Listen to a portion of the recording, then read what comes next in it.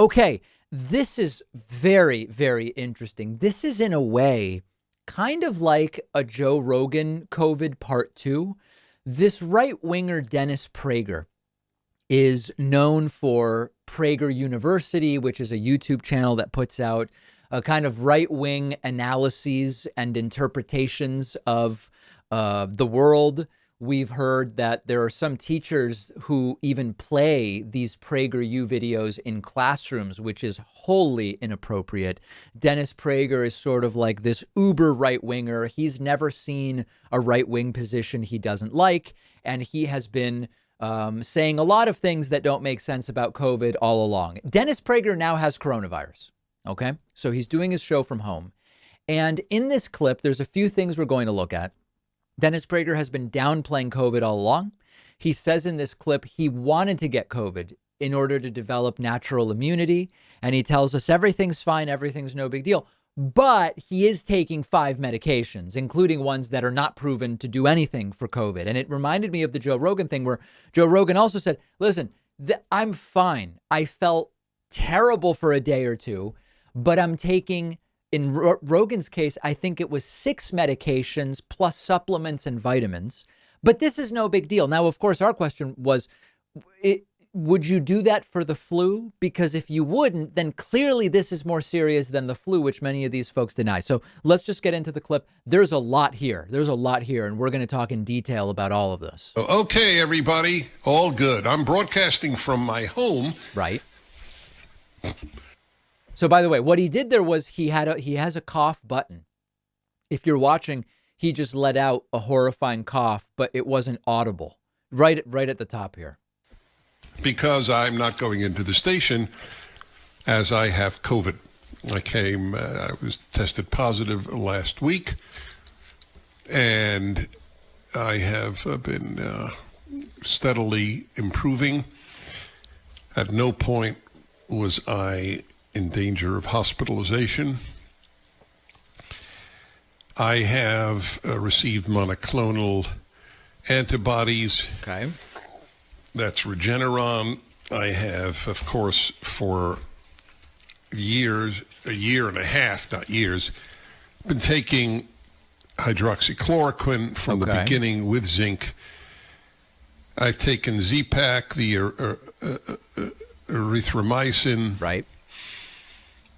As the Zelenko protocol would have it, I have taken ivermectin. Okay. I have done what a person should do if one is not going to get vaccinated.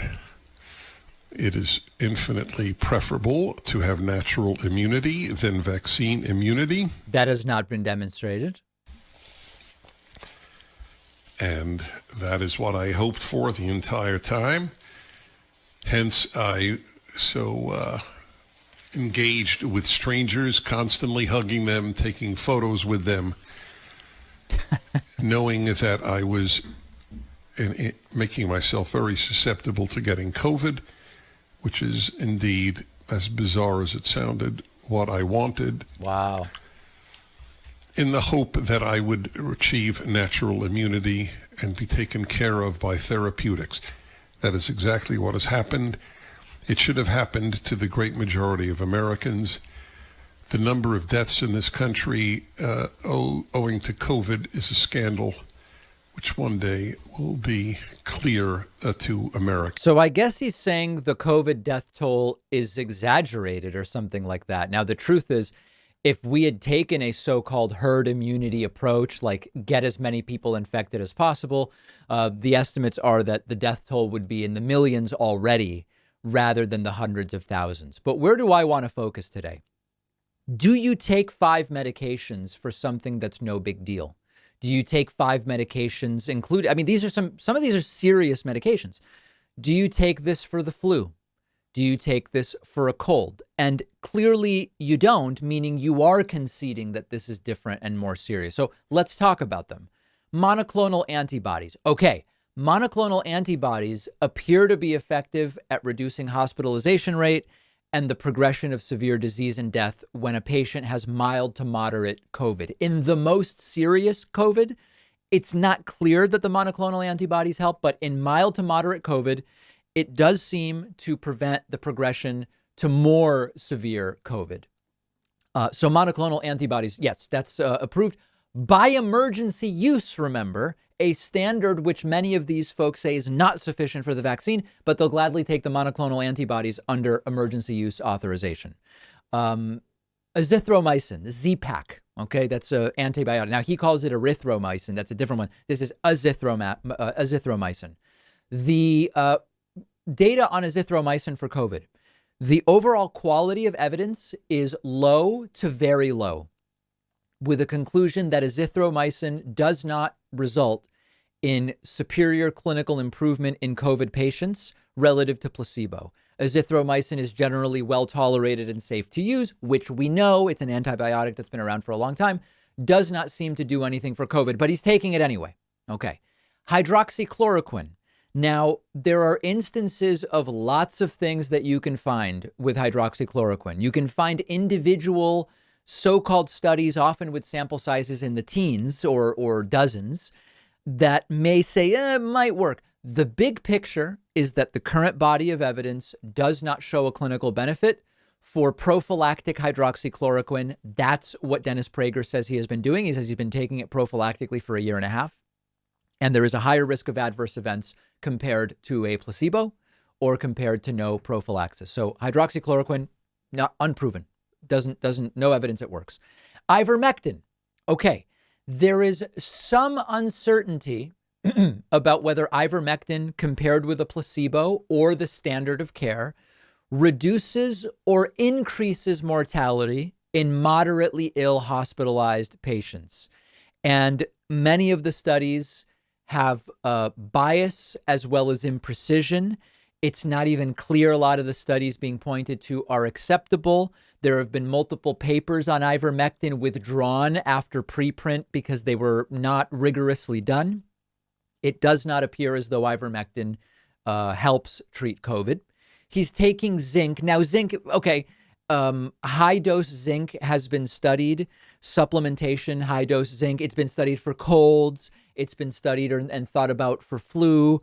With COVID, there is no evidence right now that there was a significant reduction in the duration of symptoms for people who are supplementing zinc.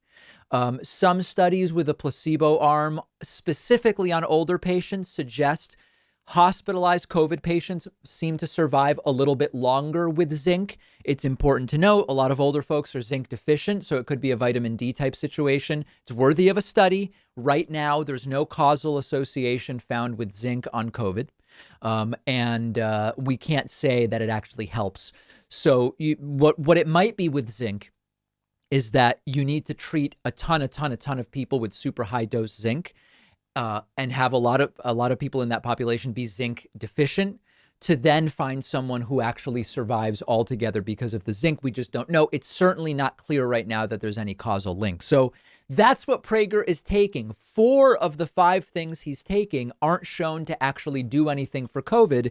And remember, this is something that's not serious anyway. It's something that's not serious anyway, as far as he and many others have said. So very confusing. And by the way, I've gone around hugging people and blah, blah, blah, blah, blah.